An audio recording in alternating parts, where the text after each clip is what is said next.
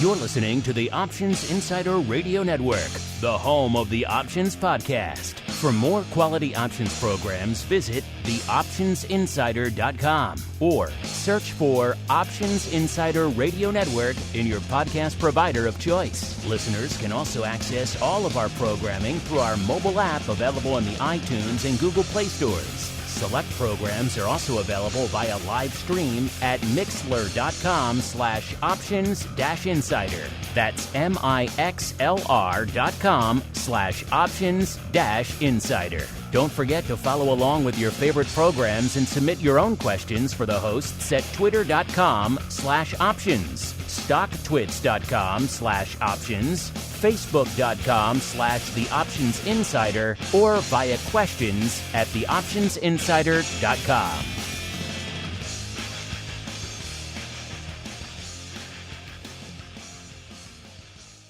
Welcome back to our Options Insider interview series down here from the 2025 Options Industry Conference in scenic, and I can confirm, quite sunny, Palm Beach, Florida. Next up on the program, rolling into the Southern studio, is a newcomer to the program and indeed to the network. He is Matthew Boivin-Carrier, the director at All Options USA. Matthew, welcome to the Options Insider Radio Network.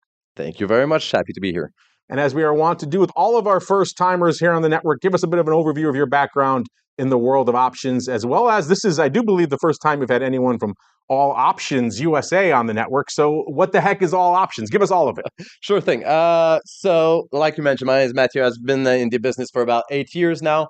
Started as a trader back in Amsterdam. So I'm originally from the French part of Canada. Moved to Amsterdam to become an options trader. I started my career in the DAX. Traded that for a while. Did that for about 2 years. Then started a systematic desk at All Options All Options Europe, which was mostly focused on trading with quantitative focus, which I grew the team to about 15 people more or less. And now, about 2 years ago, I moved to the US to start the branch to conquer the US market because we were getting boxed in Europe. We haven't seen much growth there for a while.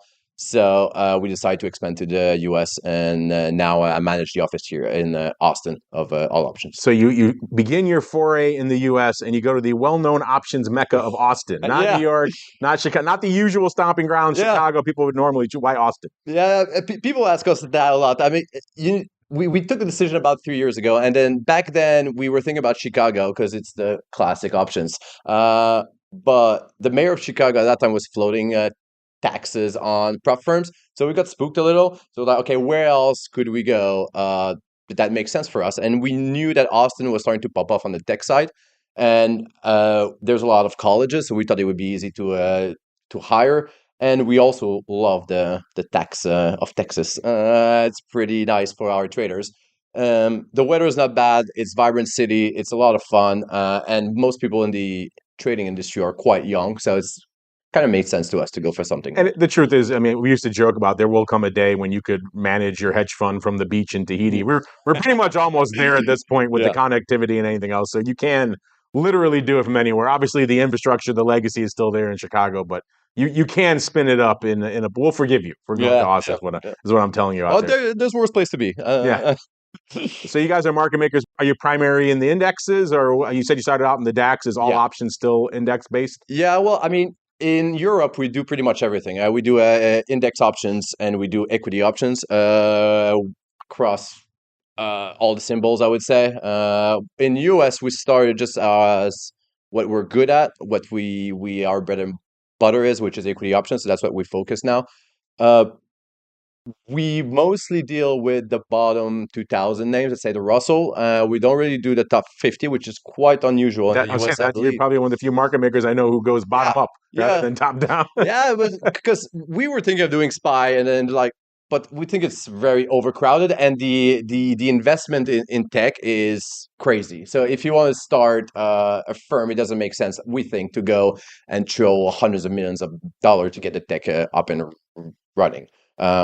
So we plan to go there maybe at some point to do the Tesla and to do the Nvidias of this world, but as of right now, our focus for the coming 1 or 2 years is mainly going to be on illiquid. So you see an option with like a 200 to 2000 ADV. You're like, that's where I want to hang my hat. That's where I want to go. Our hedge, we pride ourselves that our hedge is mostly pricing. So for those symbols, that's where it makes the most sense, because that's where you get the most hedge with pricing. If you go with SPY, I mean, your pricing hardly helps because the screen is so tight. So that's why we started there, and it's been quite successful for us. We've seen good results, and we have keep expanding more and more and more symbols. We're like quoting about 250 symbols now, but trade over 1,000, which is not bad for a team of 20 people, more or less. So yeah, it's been good. And that's great. That's where we need more liquidity. We don't need more SPY liquidity. I think they're doing pretty good on SPY and Qs and everything else. But yeah, your bottom 500 of the Russell 2000 probably could use a little bit of help. Yeah. Every year there's a chart here that our buddy Henry goes through. He talks about the concentration of the industry, and it's still some ridiculous percentage of all the volume. Close to half is in your top 20 names. So the other thousands of names, they could use a little help, a little bit of lift. So I agree. And I feel like everybody that comes into the USNE newcomer, they all want to focus on those top names, and no one gives love to the bottom ones. So. Yeah, and people come in all the time. We hear it on our listeners all the time. They're discovering options. They're new. Maybe they're looking at some name they want to trade an option on. They're like, oh, wait, this market is no bid at 50 cents or a nickel bid at $2. Like, I can't do anything. The stock's $3. The thing's $2 wide on the eye. What can I do? So yeah, there definitely is a need. Yeah, we try to solve that indeed. Yeah. Oh, there we go.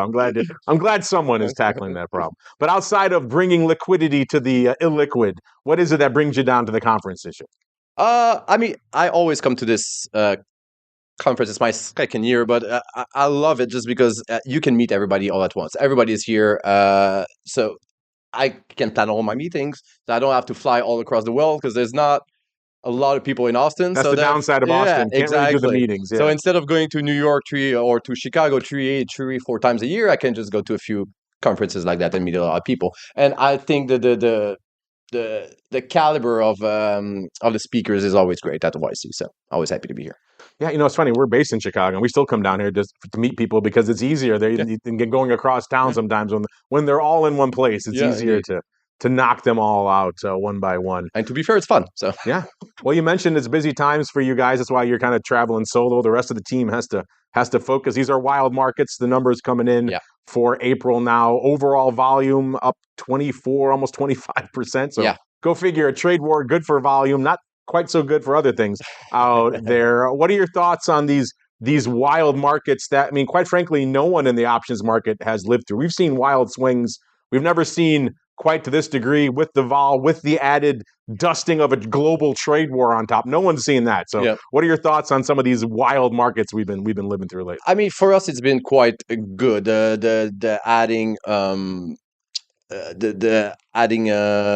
change in volatility in VIX is historically good for market makers. We've been having a lot of fun.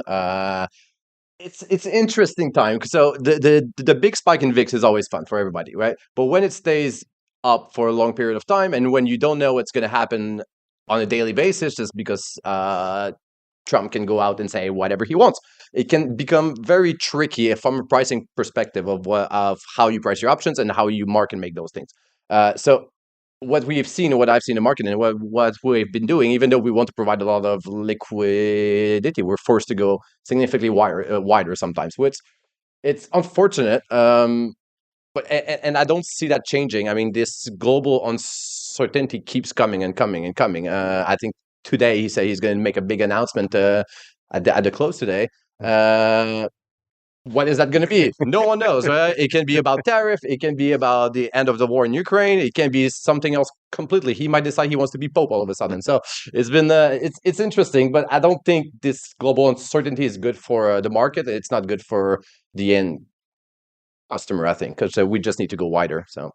Have you noticed any specific impacts? Like you mentioned, when VIX gets high and stays there for a while, I like to call those the take your ball and go home market. That's when everyone's like, okay, this is too wild for me. Yeah. Have you started to see some of that? I mean, obviously, vol has come back down a bit, but have you started to see that in some of the less liquid names you guys specialize in? Are people just staying away from those for the time being because it's too uncertain? In some moments, yes. I mean, it's been wider for sure. The flow has been still okay. I think when it becomes very busy, when you see the SPY gapping for, I don't know, a 5% or something, you see that there's almost no flow in those things. Everybody focuses on very liquid name and start taking positions in those liquid names first. And then when it quiets down a bit more, then people come back to those illiquid. So for sure, it affects us, but only for the few days where there's a lot of movement. Otherwise, flow comes back pretty quickly. Yeah, it's interesting seeing just what everyone's fixated on at a conference like this. Traditionally, the last couple of years has been very 0-day heavy because that's where all the growth is, all the interest is. Sure. You mentioned you guys are focused on the equity side, equity single name side, and that's a question we've been getting from a lot of our listeners of late. When are we going to get? You mentioned the Teslas and Nvidias of the world. When are we going to get the 0-day Tesla and Nvidia? Well, just recently, we just had the folks from NASDAQ in here this morning. They're talking about their proposal to list effectively Mag 7, I believe, with Broadcom thrown in there as well. So I guess a Mag 8, you could call it, out there, and do some sort of pilot maybe towards the end of this year, beginning of next year, where we're seeing 0-day in those names. As equity option specialist, what are your thoughts? Are you a fan of that? I know one of the big hangups has been market makers, they want that contra exercise. That's been a big sticking point. So what are your thoughts on their proposal and maybe on the contra exercise side? I think it's coming, right? Whether I agree or not, or whether we are scared of it, it's coming. It's going to happen. I think it's a good thing. I think the more type of financials products we have is good. It's really good. What I'm mostly worried about, and what I've been somewhat vocal about, is that you need to protect the investors here, because this is a very dangerous product if you don't trade it correctly. So I'm a bit nervous about what's going to happen to retail. I think we need to monitor that quite aggressively. You don't want a situation like happened in India, for example, where the SEC needs to step in. So I think it's going to happen. I think it's a good thing. I think there's some use for market makers for hedging. I'm thinking, let's say, for earnings seasons, for example, it can be quite useful. And I'm pretty excited to have it rolled out. I'm not sure if we're going to participate from the get-go. We might see from the side how it develops, and then we might step in at some point. I know there were a lot of different competing proposals on the table over the years. Some were just doing away with contra exercise altogether, which I'm sure you guys probably weren't a fan of. No, definitely not. And then there was this type of proposal, which was a limited pilot, limited to 5 or 6 or 7 of the top names and see how it goes. And then the other alternative was create an entirely new category of cash settled equity options. So did you have a preference of the 3? Or I think it's a good way to go forward with it. Yes, I think that's my favorite. My second favorite would probably be the cash settled one, because it makes everything a lot easier. However, it's a different way of pricing things, so it would be a completely different ballpark for us, at least. So we need to think, okay, how do we price this differently than our other options with longer maturity, and can we actually take them together? Can we trade them together, or they're completely separate products? So I think this option that was brought forward, I think, is the best one. Now, you mentioned hedging with 0-day. It's been an interesting use case we've seen, because when they first came online, we joked about them on our network. We called them gamma bombs because they're just waiting to go off in the market, and here we go, they're going to explode. There was the focus on the risk additive side, but you kind of brought up the use case for market makers where they can get that kind of single-day hedge if they need it for earnings or whatever the event is. So just in general, what are your thoughts on the 0-day product as a whole? And do you view it as a risk additive, or is it more of a risk mitigating for you guys type of instrument? For us, I think it would be risk mitigating, I would say, because we can, as I said, hedge the earnings, for example. But for the market as a whole, I think it would be mostly risk additive. The people that are going to trade this, at least on the retail flow, is going to be betting on events, betting on earnings, betting on macro events. So that's how I think it's going to turn out to be. That's why I'm very worried of and protective of the retail investor if that goes forward. Yeah, I think a lot of people are interested and or concerned about how this. So we haven't, obviously, it hasn't been approved yet, so we'll see if even the regulators are on board with this. But our audience has been asking us for years now, when are we going to see these? And at least there's something concrete. It's coming. It's coming, there's something concrete. On the flip side of that, not just 0-day, but just, it is interesting to me to see the two two areas that the industry is going on. Because one is very near dated 0 day, and you ask a lot of people in the business why they like 0 day. It's because it ends at the end of the day. There's no overnight risk, right? They love that. There's a whole universe of people out there who love going home at night and having nothing on. That was the old market making dream when I was a market maker. You never got to go home flat, but you always wanted to.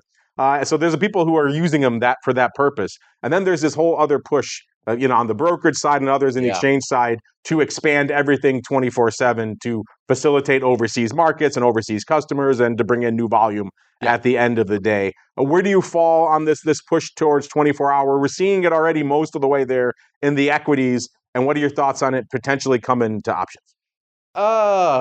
This has been the talk of the town for a while now. I am not a huge fan on it. I don't see the need. I don't know. I don't understand why we need it. I don't know who's really pushing for it. Everybody I talk to, they're like, man, yeah, sure, why not? The dangerous part here, because 24-hour market sounds great, but the dangerous part is you're going to make the barrier to entry into the options market even bigger than it is now in the US. If you take a firm like us, which we're not very big in the US at least, then all of a sudden, if I want to be competitive, we need to man the desk 24/7. That's crazy. It's gonna blow up my cost like crazy. So I think we need to be very careful with these types of proposals, such as that it doesn't destroy competition in the options market, because it's already crowded with only a few big names, and anybody that tries to open up shop here runs into hundreds of hurdles. The amount of exchange is a good one as well, and then you have those allocation programs that are not very good for competition either. Then you have PFOF as well. So it's just adding more hurdles and more hurdles. And if we keep going this way, I'm very scared that we're going to have 2 or 3 firms left, and they're going to control the whole market, which I don't think anybody wants. Yeah, you guys are already focusing on illiquid names. Now imagine taking those into the overnight session. Yeah, it's going to be a nightmare. I'm not looking forward to that. I think they're going to try to extend it slowly but surely. I think it will happen, even though I don't like it. But let's see what the future holds. I'm not sure. Well, Mathieu, I appreciate you taking some time out of your conference to join us here for the first time, checking in with you folks over there at All Options. I always like to see and talk to the market makers. You guys don't get a chance to talk as much. A lot of you like to hide from us. They don't like to talk for whatever reason. So we like to hear from the market makers whenever possible. But we like to leave our audience wanting more. So if there's any other topics that are top of mind for you that you think are really pressing, you want to bring up with our listeners, or maybe you want to leave them with a tease of what you're looking at coming down the pike from your firm or from the world of options, have at it, sir. The floor is yours. Thank you. I think one thing that doesn't get addressed enough on a public platform is allocations for options allocation programs from the different exchanges. I'll give you an example, right? One thing we really struggle with, and we still struggle with, is even though I am the tightest, even though I provide the best prices, I might not be able to get the flow because some firm has been in the industry for 15 years and they got those programs under the name already. So I don't know if you're familiar with them, with the EPM and stuff. And I think that's the most absurd things I ever heard. Just because I was not there 15 years ago, I was not one of the first. I'm getting penalized even though I provide the most volume and the best prices. So it should be the best price at the end of the day, right? I agree with that. It's upside down. It's very interesting. Yeah. Everyone, we talk about best execution, and people say, there's the MBBO, and you're supposed to trade on the MBBO, but sometimes things get a little bit wild in and around those MBBO levels. Yeah, and I would say that we should talk about it more. Everybody I talk in the industry hates those programs. No one knows why they're there. They're a vestige of the past, but no one seems interested to get rid of them, which is interesting. Yeah, they are pretty much, from back in the old exchange competition days when, the DPM had to get it, whatever his 40% allocation, whatever the case may be, and then everyone else got pieces of the rest. It does seem a little bit antiquated in the modern time frame, yes. Yeah, I agree. It's not even based on metrics or anything. It's just based on, well, you were here first and we like you, so good job. It's backwards to me. I know there's NASDAQ have tried to make it more based on quoting tightness and how much volume, and try to make it more metric driven. but it's only on BX now, I believe, so it hasn't rolled out everywhere just yet. It's a good stride, but why do we need it in the first place? What's the upside here? I don't get it. You know what it is? It's a bias against you being in Austin. That's There what it you is. go. If Yeah, you were in that's New York or Chicago, it'd be a different story. But Austin, they don't want to work with you. Well, Matthew, that's a good point. Well, we should bring that up more on the network. You're right. It is kind of a vestige of the past. Yeah. Continues to rear its ugly head every now and then. With your best price, you should get the flow. I agree. But well, Matthew, I appreciate you bringing that up, and I appreciate you spending some time with us here on the network. And have a good rest of your conference. Perfect. Thank you very much for having me.